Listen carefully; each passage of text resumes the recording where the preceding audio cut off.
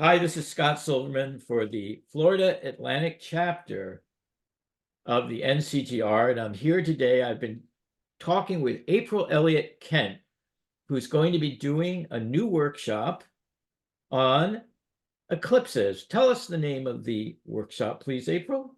I think Living. it's living in circles, something about using eclipses in the birth chart. All right, that's exactly the title. I'm glad you had trouble remembering it. And it's going to be on Saturday, May 18th. 18th. Okay, wonderful. Between the two of us, we could do this, Right, Scott. exactly.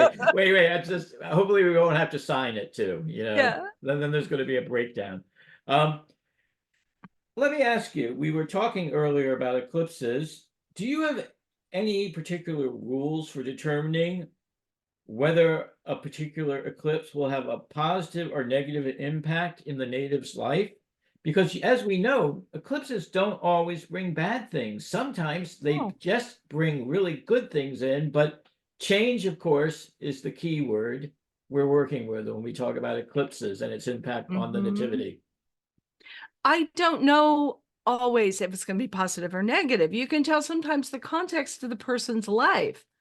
The context of a person's life who's planning to get married is real different than one who has a family member who's sick or something like that. So if somebody's life circumstances are such that they're about to break in a particular direction, they've been in love with someone and really getting closer and closer, well, it's not unusual to assume that an eclipse aspecting their Venus, even if it's a square, might possibly bring that kind of event. But I think you really have to take it in context, like And the so whole many chart, I things. guess, right?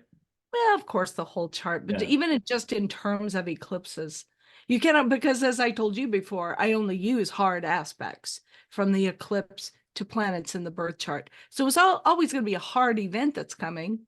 So we can't assume that it's going to bring a bad event, just that it's going to bring an event appropriate to that planet. Yes. What advice do you have for journeyman astrologers who want to work with eclipses as a means of predicting concrete event manifestation? It's not really my thing. So, but what I would say is you bring not only your knowledge of a particular, as I say, a planet, it's sort of like a transiting hit to a planet, but each person tends to manifest these things, I think, in a particular way over time. And eclipse cycles are powerful because they show that continuity from one point in life to another. And these eclipse cycles, you can break them down into four, just like a lunar phase cycle. Into quarters, into like Of course, you yeah. look at when an eclipse previously squared that planet, when it opposed it, the previous square, and then you're back 19 years to when you had the conjunction the last time. So I think that if you understand that cycle and what it's brought to the person previously, you're in an excellent situation to start to make some kinds of predictions.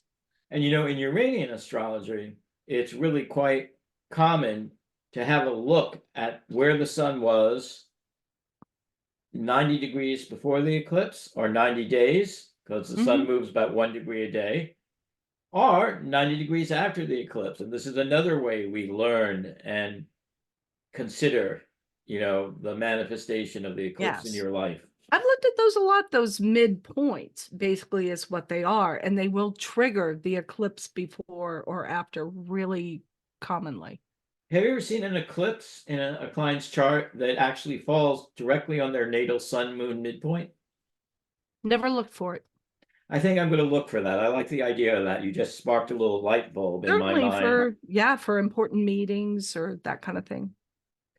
Do you have a favorite eclipse anecdote derived either from your own experiences or from the lives of your clients?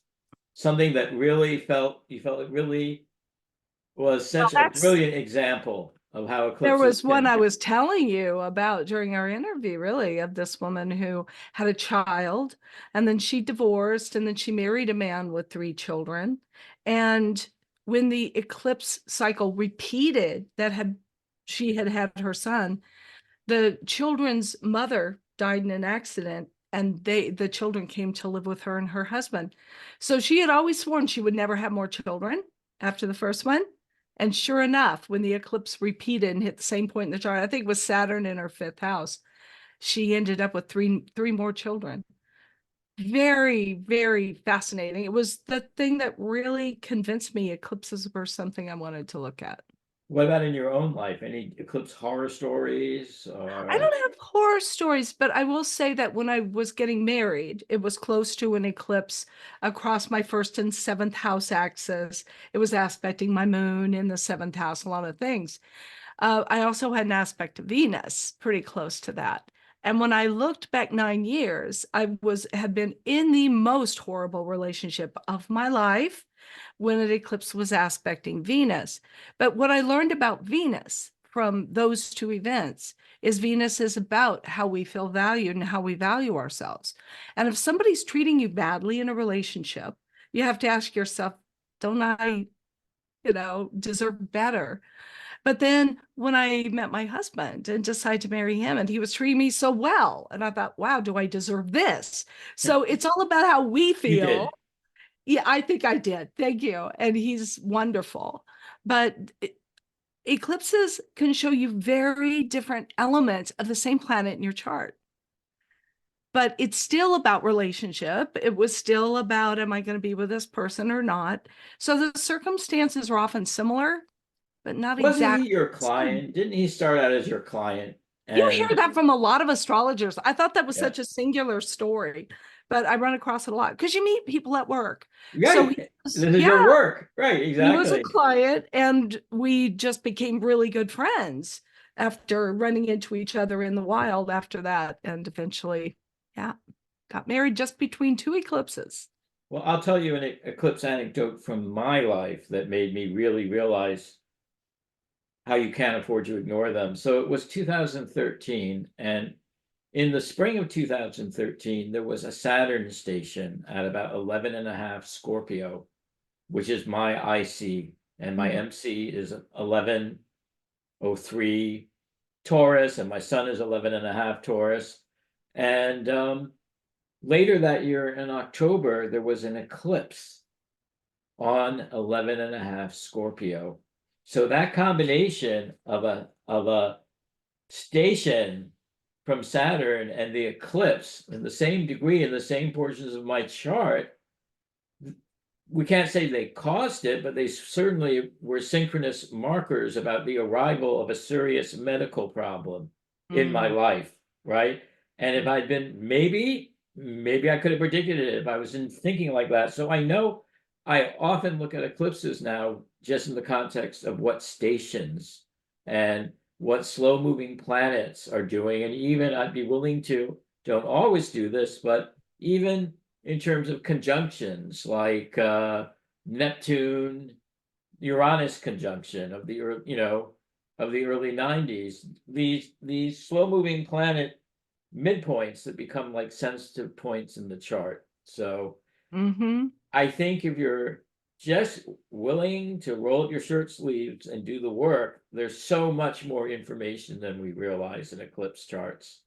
There is, and we have to be, I always feel we have to be careful to use it judiciously and sparingly, which is why I only use the major planets. I only use the hard major aspects within a very specific orb, because otherwise you're getting a lot of information.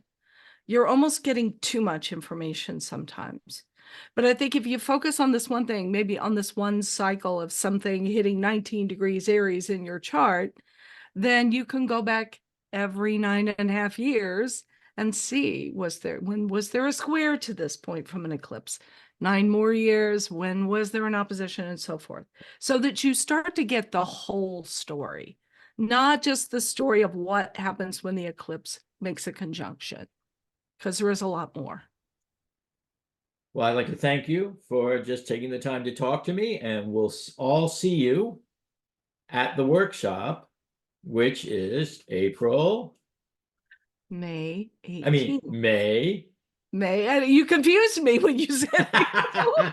Welcome to my world. I'm confused for 30 days out of the year, I'll tell you. Yeah.